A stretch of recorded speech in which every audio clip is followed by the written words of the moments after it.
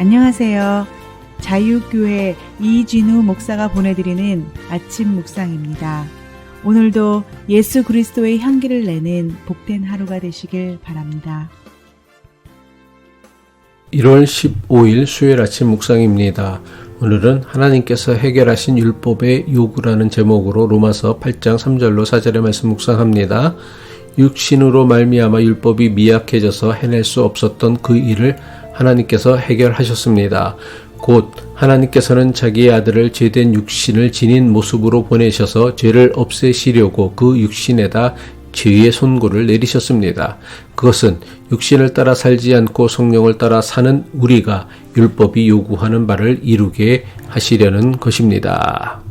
율법은 하나님께서 사람에게 주신 것으로 그 자체로는 거룩하고 의롭고 선한 것입니다. 사람을 살리고 공동체를 회복하여 공의와 생명을 세우는 것이 율법을 주신 하나님의 뜻이었습니다. 하지만 죄의 권세 아래 있는 사람은 하나님께서 주신 율법을 온전히 지키는 일에 실패하였습니다. 그 결과 사람을 지배하는 죄의 권세가 율법으로 인해 더욱 강력해진 것입니다. 바울은 이것을 육신으로 말미암아 율법이 미약해져서 율법을 주신 하나님의 뜻을 이루지 못했다고 설명한 것입니다. 그런데 바울은 여기서 멈추지 않고 율법이 할 수 없었던 일을 하나님께서 비로소 해결하셨다고 선언합니다. 로마서 8장 3절 전반부죠. 육신으로 말미암아 율법이 미약해져서 해낼 수 없었던 그 일을 하나님께서 해결하셨습니다. 그렇다면 하나님께서는 어떻게 율법이 할 수 없던 것을 해결하셨습니까? 하나님께서 자기의 아들을 죄된 육신을 지닌 모습으로 세상에 보내셔서 죄를 없애려고 그 육신에도 죄의 선고를 내리셨다고 가르칩니다.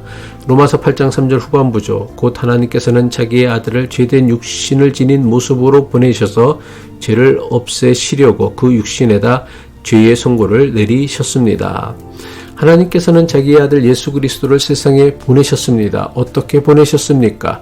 육신을 지닌 모습으로 보내셨습니다. 이것을 신학에서는 성육신이라고 합니다. 그런데 바울은 하나님의 아들 예수 그리스도가 육신으로 오셨는데 그냥 육신으로 오신 것이 아니라 죄된 육신을 지닌 모습으로 오셨다는 것입니다. 예수 그리스도가 죄된 육신의 모습으로 오셨다는 바울의 주장은 예수 그리스도가 죄인이라는 뜻이 아닙니다. 하나님의 아들 예수 그리스도도 사람의 모습으로 오셨기에 비록 죄인은 아니지만 죄의 권세 아래 있는 사람이라는 것입니다. 그리고 하나님께서는 사람의 몸으로 세상에 보내신 예수 그리스도를 통해서 육신의 죄의 선고를 내리셨습니다. 여기서 육신은 죄의 세력 또는 권세를 의미하고 죄의 선고는 정죄와 심판을 의미합니다. 다시 말해 사람에 대한 정죄와 심판이 아니라 사람을 지배하고 있는 육신, 즉 죄의 권세에 대해 정죄와 심판을 내렸다는 것입니다. 그 결과 더 이상 죄의 권세가 사람을 지배할 수 없게 되었습니다. 예수 그리스도 안에 있는 사람들에게는 결코 죄가 왕 노릇할 수 없게 된 것입니다. 이것을 좀 더 쉽게 설명하면 이렇습니다. 사람은 근본적으로 선한 존재입니다. 사람은 하나님의 형상대로 창조되었기 때문입니다. 사람이 하나님의 형상으로 창조되었다는 것은 사람은 하나님의 성품을 닮아가는 존재로 만드셨다는 것을 의미합니다. 그런데 사람이 하나님의 성품을 닮아가려고 하지 않고 하나님 없이 스스로 하나님이 되려는 죄에 빠지게 된 것입니다. 그 결과 죄의 권세가 우리 안에 들어와서는 하나님의 성품을 닮아가는 것을 방해하게 되었습니다. 이 문제를 해결하기 위해서 하나님은 사람에게 율법을 주신 것입니다. 하지만 율법은 죄의 권세를 물리치기는커녕 오히려 율법을 이용해 사람들에게 죄책감과 수치심을 안겨주며 그 힘을 더욱 키워간 것입니다. 마침내 하나님께서는 사람과 세상을 지배하는 죄의 권세를 물리치기 위해 예수 그리스도를 세상에 보내어 죄의 권세를 단번에 물리치신 것입니다.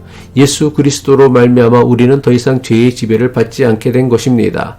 더 이상 죄의 지배를 받지 않는다는 것은 하나님께서 우리를 하나님의 형상대로 창조하신 대로 비로소 하나님의 성품을 닮아갈 수 있게 되었다는 것을 의미합니다. 이것을 설명하는 것이 바로 로마서 8장 4절의 말씀, 성령을 따라 살아가는 우리가 비로소 율법이 요구하는 바를 이룰 수 있게 되었다는 말씀입니다. 로마서 8장 4절이죠. 그것은 육신을 따라 살지 않고 성령을 따라 사는 우리가 율법이 요구하는 바를 이루게 하시려는 것입니다. 율법의 궁극적 목적이 무엇입니까? 죄를 짓지 않고 하나님의 뜻대로 살게 하려는 것입니다. 그러기에 율법 자체는 거룩하고 선한 것입니다. 그런데 죄의 권세는 율법을 이용해서 사람들이 죄를 더 짓게 만들고 하나님의 뜻에서 멀어지게 만들었습니다. 신약 성경에 나오는 바리새파 사람들이 그 대표적인 경우입니다.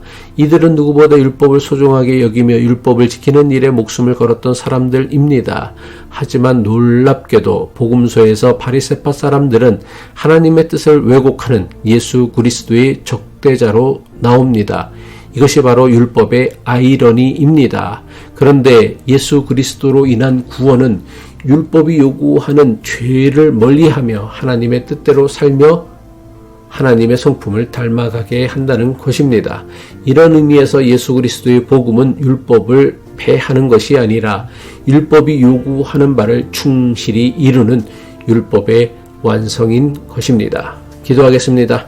사랑의 하나님 아버지, 끊임없이 죄의 지배를 받는 우리를 긍휼히 여기시어 예수 그리스도를 통해 죄의 권세를 끊어내시고 우리를 하나님의 형상을 닮아가는 존재로 회복시켜 주심을 감사드립니다.